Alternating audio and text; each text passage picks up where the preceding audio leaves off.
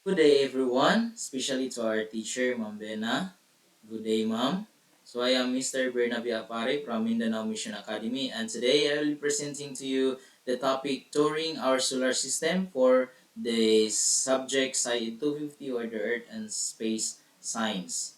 Okay, to begin with, let's start with the content of this topic.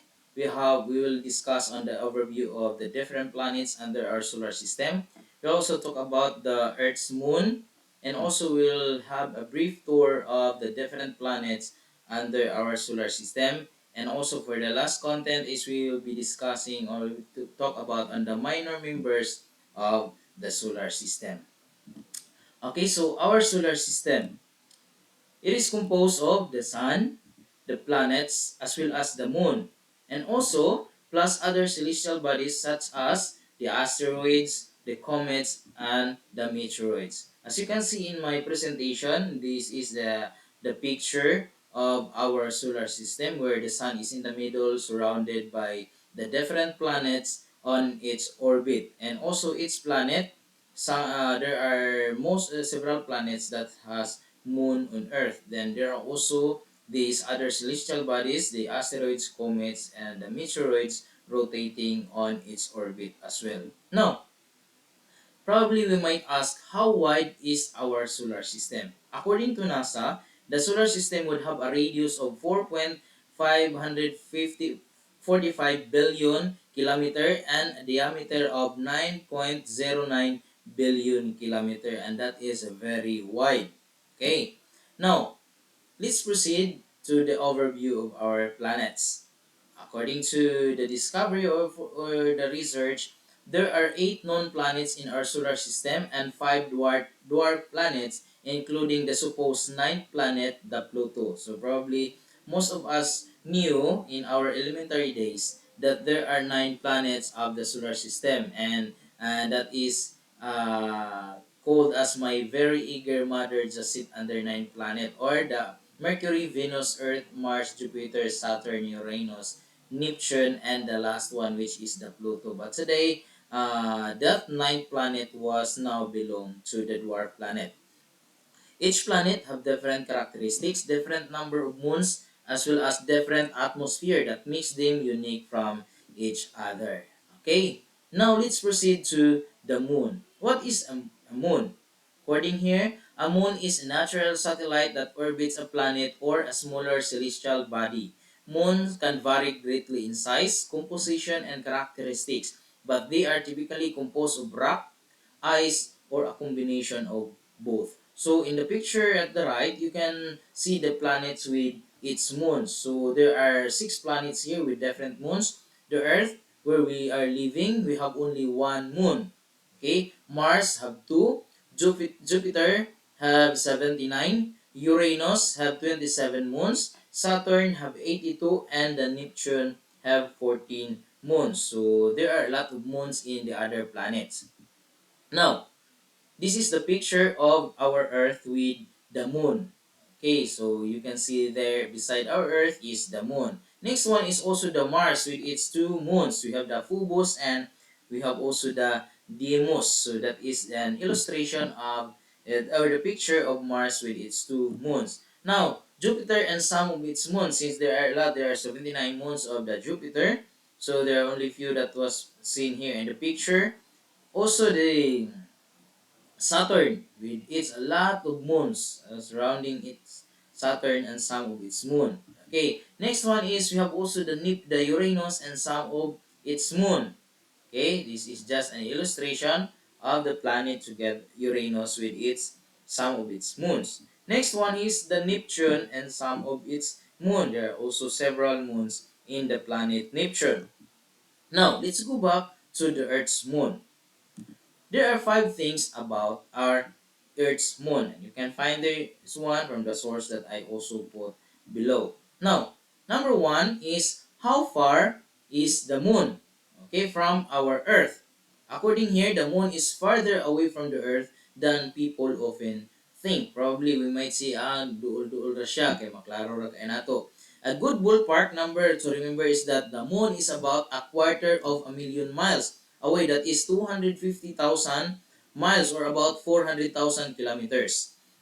It is such a vast distance that you could just about fit the other seven majors. If we are going to put together the seven major planets in our solar system, we can put that in the middle of Earth and the Moon. So, dili day siya kay duol. But as we can see nga, especially during full moon, nga murag duol ra kay siya. Okay, kay dako kay tan-awon. But the distance from the Earth and to the Moon is 250 miles or 400,000 kilometers. Okay, we can fit the other seven major planets into the space between the Earth as well as the Moon. Number two, how big is the Moon? Okay, this one's another easy approximation to remember. The Moon is about one-fourth, okay, or a quarter the size of the Earth. That means the size of the Moon is one-fourth of the Earth. Put another way, Earth is four times wider than the Moon. Okay, so inana siya ka dako. Actually, dili lagi kay siya dako. Okay, compared to the Earth. Now, what is the color of the Moon? Okay, the Moon tends to look sort of orange or amber colored when it's rising or setting. Diba? Have you seen that it's somewhat like orange, especially when during the full moon in location and on, and more whitish when it's high overhead. Okay, have you noticed that one nga it's like the moon is close to us kung mag-rise siya, sunrise naman ng muno, mag-rise siya as well as during the setting. Okay, mas close siya. But during when it's overhead, the color is white. But it might surprise you that it looks different up close. The orangey colors are caused by the moon's light passing through the Earth's atmosphere to reach our eyes. And the bright whitish appearance would call it eggshell or maybe bone, results from its surface being brightly illuminated by the sun.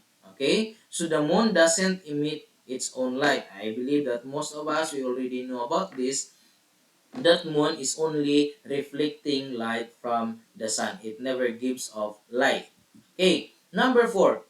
Why do we always see the same side of the moon? Have you noticed? There is a certain figure of the moon that we can see when the sky is dark and then there is no clouds nga makakover, then we can see some figure in the moon. Why is it that we always see the same side of the moon?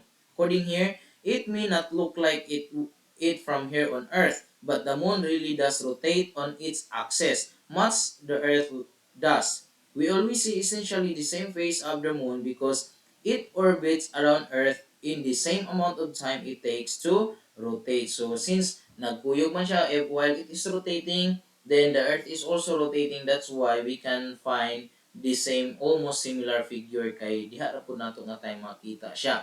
Okay, diha nga area. But if we are in the different location, not just here on Earth, then we can find a different side of the moon. Okay.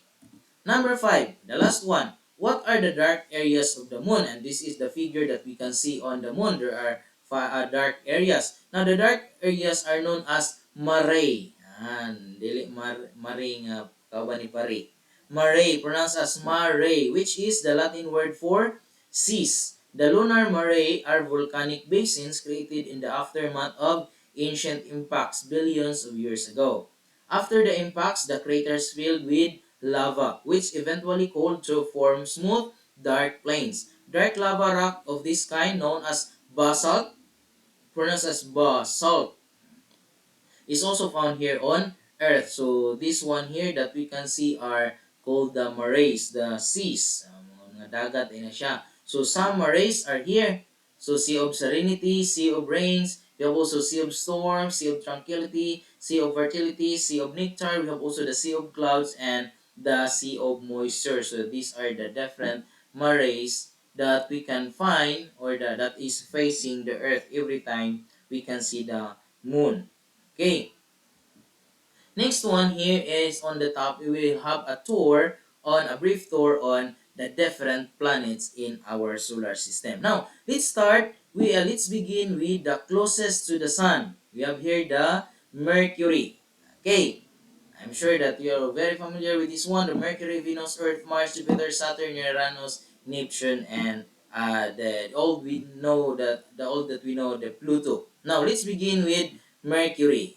Okay, we have here the Mercury is the closest planet to the Sun and is the smallest of the 8 planets, being only slightly larger than our Moon. Okay, its diameter is 4,879, and it doesn't have a moon, and it can finish its orbit around the Sun within 88 days only. The surface temperature of Mercury is negative 73. Okay, this is very cold na, since the freezing point is only on 0. But try to imagine this is negative 173 to 427 degrees Celsius. Very hot as well during daytime. And this is very cold during nighttime. Inana ang Mercury. Okay? First recorded on 14th century BC by the Assyrian astronomers. Next is, let's proceed to the second one, which is the Venus. Now, the Venus is the second planet from the Sun and is the second largest terrestrial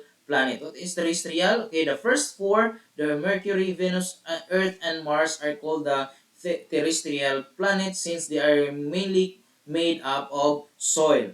While the other from the Mercury, Mars, Jupiter. Starting from the Jupiter is the gas planet na to sila ito. Venus is sometimes referred to as the Earth's sister planet due to their similar size and mass. Venus is named after the Roman goddess of love and beauty. Its diameter is 12,104, and that is kanini ang dako-dako siya, and it doesn't have moon as well.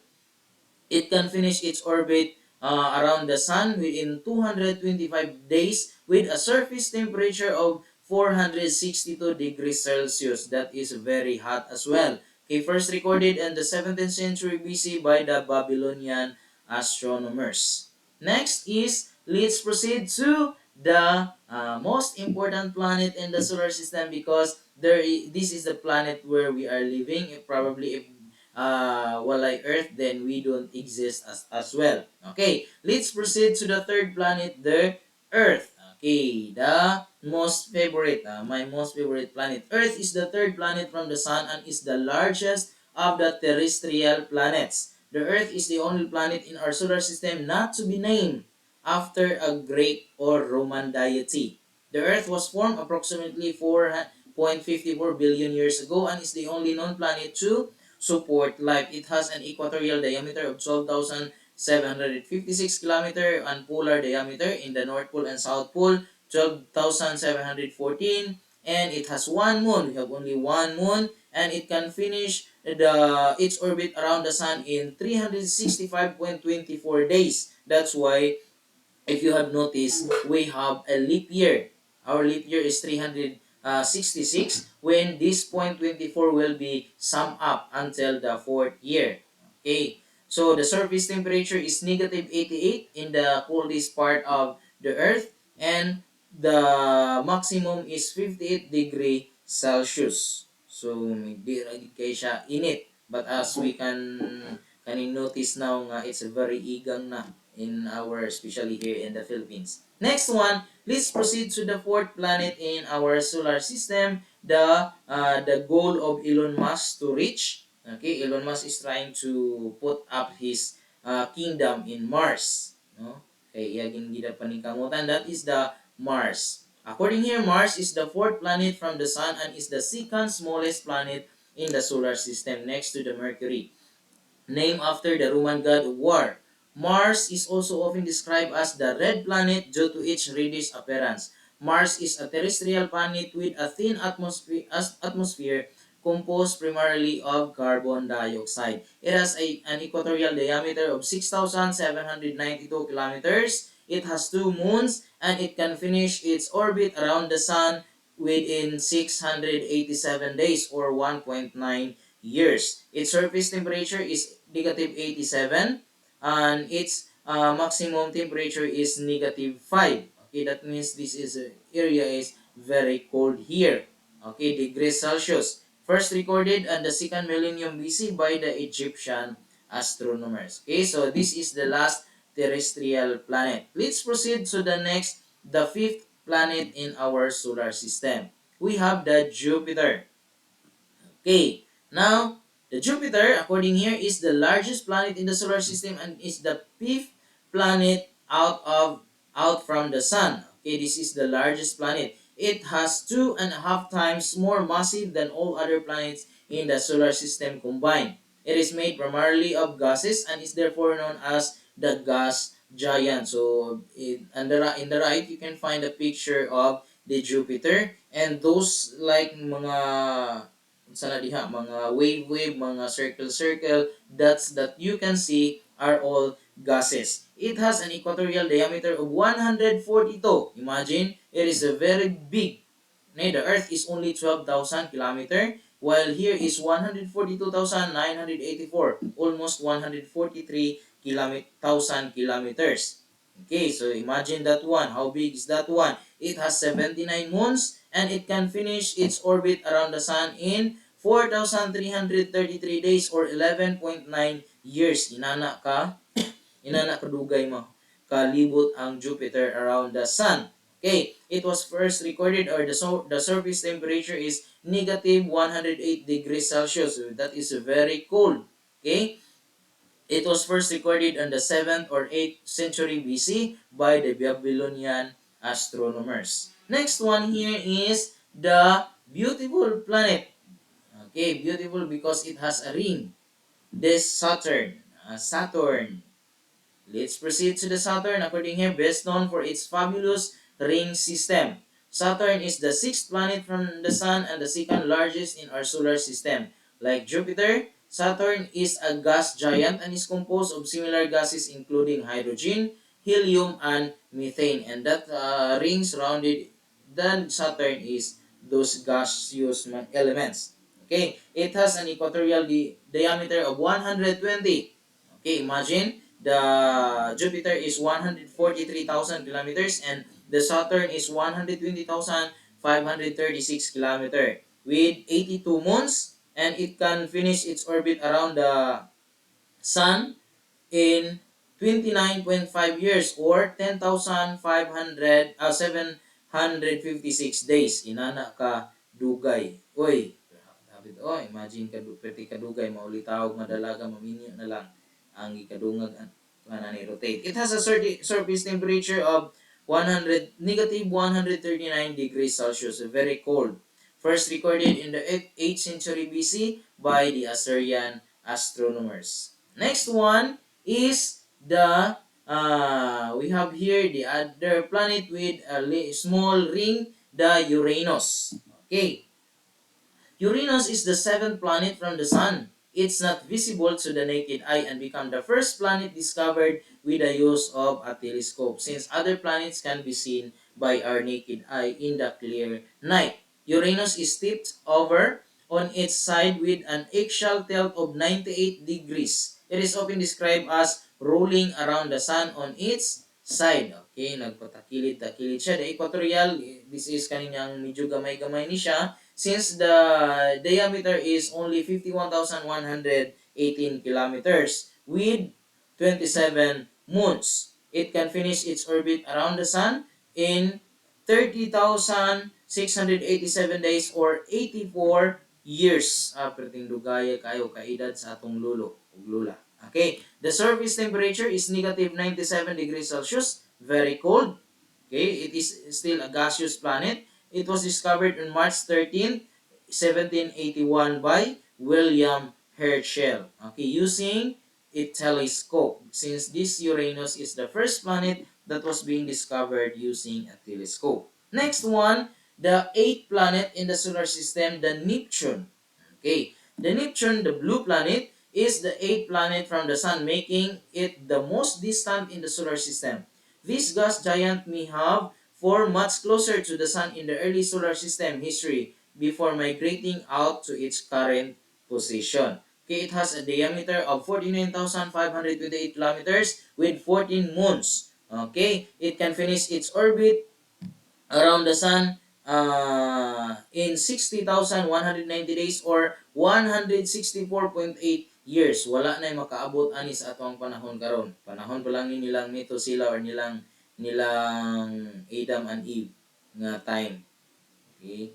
Nga tag 100 pa kapin. But in our days, wala na dungan anig libot. Okay, the surface temperature is negative 201 degrees Celsius, discovered on the 23rd of September 1846 by Urbain Lee Verrier and Johann Gale.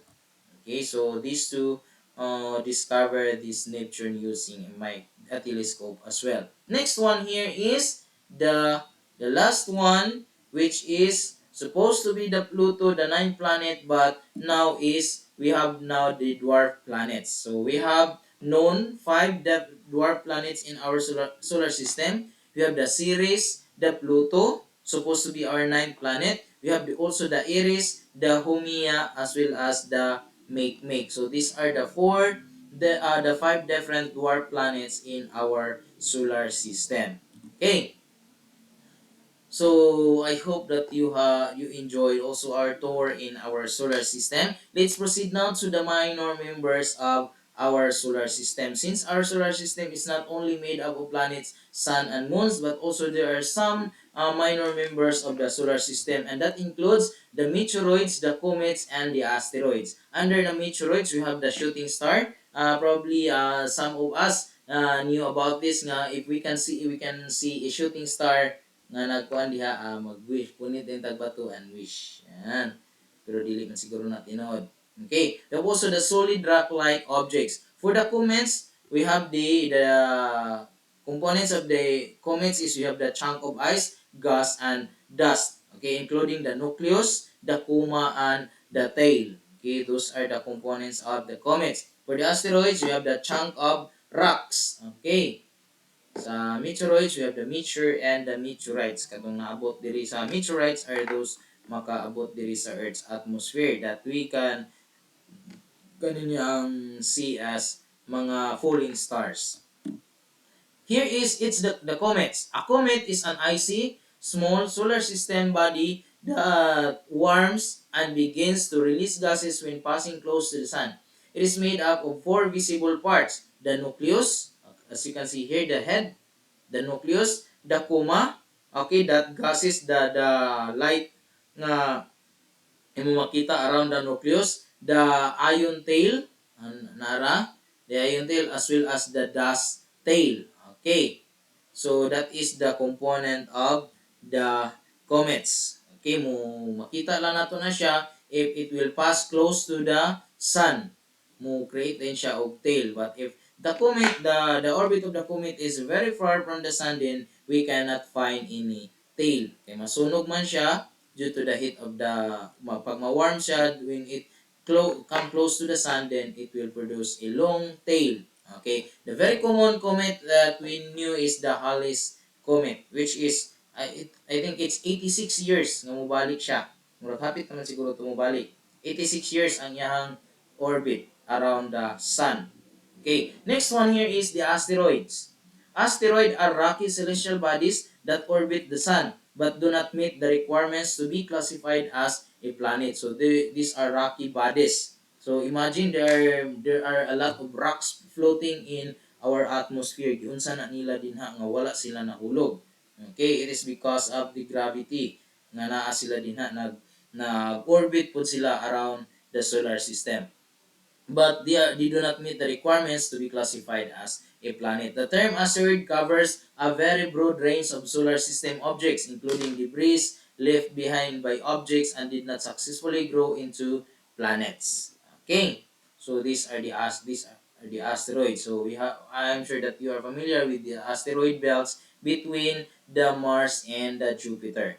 For the meteoroids, meteoroids are space rocks that range in size from dust grains to small asteroids. When meteoroids enter Earth's atmosphere or that of another planet at high speed and burn up, they're called meteors. When you see lots of meteors, you're watching a meteor shower. Okay, as you can see in the illustration at the right, so una siya is meteoroid, inana pa yung dagway. Then when it start to burn, it will become meteor. Nara, nag-burn na siya sugod, and when kanina ang katong na it becomes a debris nga sulod na siya sa Earth's atmosphere, it becomes a meteorite.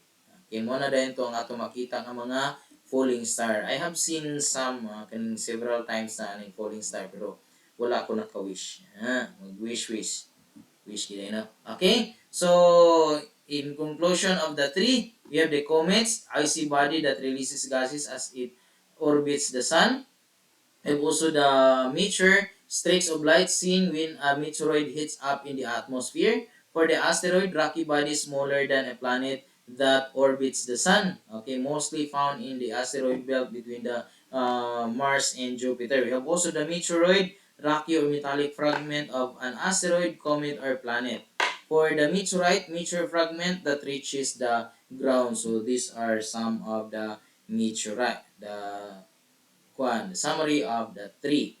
Okay, now, according to Genesis 1 verse 1, it says here that in the beginning, God created the heavens and the earth. Though we don't have the kuan gyud kanang murag the law na gid siya, the exact, since even in the kaniyang account in the Bible is still a theory for some because many do not believe in the Bible, but kaninya wala pa kita makita kay pero according here that in the beginning God created the heavens, the solar systems, the all the universe as well as the earth, and that is during the beginning. And we do not know the beginning since God is the beginning and the end, the Alpha and the Omega. Okay, according to Genesis 1. So, okay, so that ends my presentation on the touring our solar system. I hope that we have learned something. We have reviewed some of the ideas that we have learned in our previous from our elementary days, high school, and as well as in the college days. God bless and more power.